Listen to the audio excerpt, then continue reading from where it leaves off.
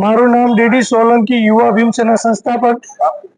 આજે અમે રાજકોટના જાગૃત આગેવાનો કમિશનર સાહેબને રજૂઆત કરવા માટે આવ્યા છીએ કે ધૂળેટીના દિવસે જ્યારે આખું રાજકોટ રંગમાં રંગાયેલું હતું ત્યારે ભ્રષ્ટાચારીઓ, જે રાજકોટના આરમસીના ભ્રષ્ટાચારીઓ અને બિલ્ડરો અને રાજકીય જે લોકો વગવાળા લોકો દ્વારા જે ભ્રષ્ટાચાર કરવામાં આવ્યો એના કારણે એટલાન્ટિસ બિલ્ડિંગની અંદર 3 ગરીબ યુવાનોના જીવ લેવાના છે।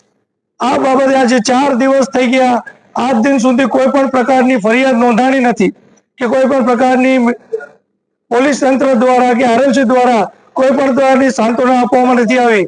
બસ ક્યાંક ને ક્યાંક આમાં રાજકીય છેડા અડી ગયા હોય એવું લાગે છે।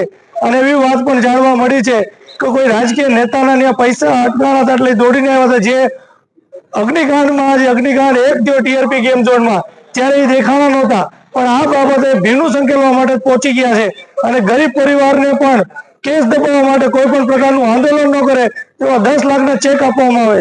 એટલે આ બાબતે કડકમાં કડક પગલાં લેવામાં આવે અને અગ્નિકાંડ બીજો રાજકોટની અંદર ન થાય અને રાજકોટના જે રંગીલું રાજકોટ કહેવાય છે, જ્યાં રંગીલું રાજકોટનું આન બાન શાન જળવાઈ રહે એના માટે કડકમાં કડક પગલાં લેવામાં આવે ને તો આવનારા દિવસોમાં તમામ સંગઠનો દ્વારા ઉગ્રમાં ઉગ્ર આંદોલન કરવામાં આવશે।